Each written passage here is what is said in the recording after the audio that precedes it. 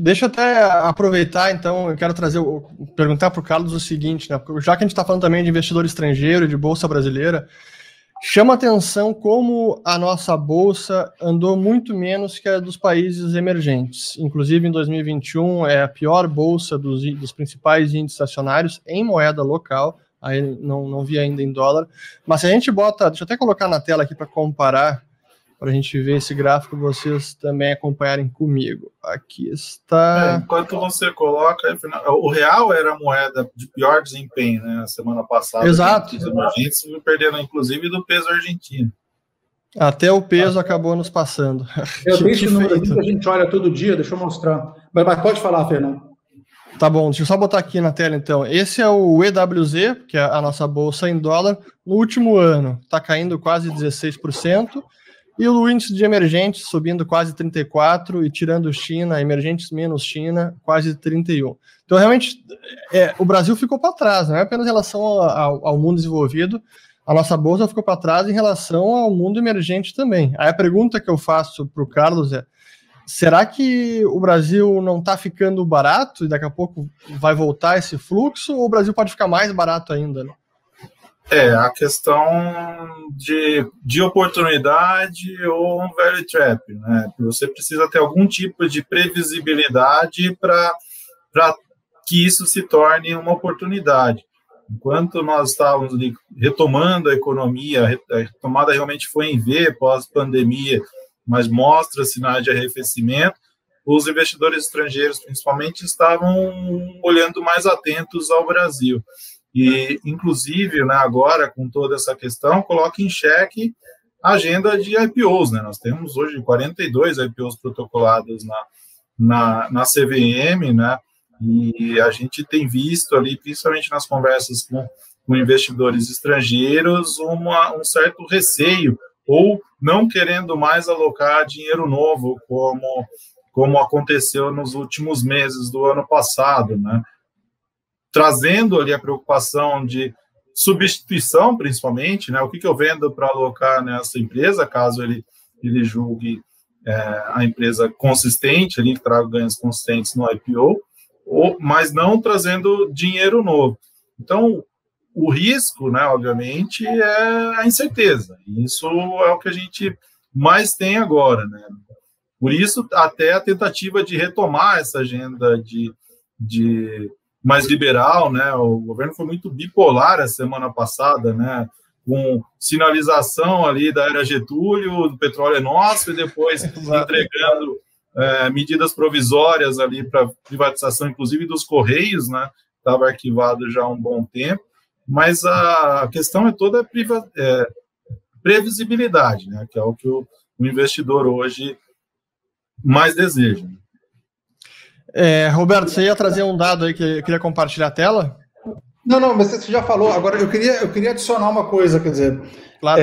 Quando a gente fala de mercados emergentes hoje, quer dizer, isso mudou muito. Primeiro, o Brasil, quer dizer, ele até faz parte hoje não virou Frontier Markets ainda, que é uma categoria abaixo de mercado emergente, mas ele está na periferia dos mercados emergentes. Por quê?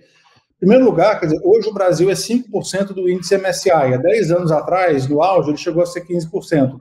Mas o que acontece é o seguinte, quer dizer, a composição que tem dentro de mercados emergentes hoje é muito diferente. Você tem 65% do índice está em 3 países, China, Coreia e Taiwan. Então, quer dizer, por que se você tirar a China, a performance do IEM não é muito diferente?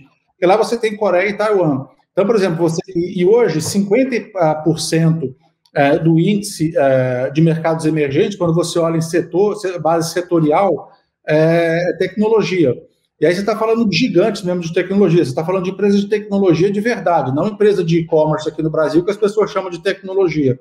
Mas você está falando de Samsung, você está falando da Tencent, está falando do Alibaba, e fora, quer dizer, todos os semicondutores que você tem na Coreia e em Taiwan. Quer dizer, basicamente, você só fabrica semicondutor hoje na Coreia e Taiwan. Então, isso mudou muito.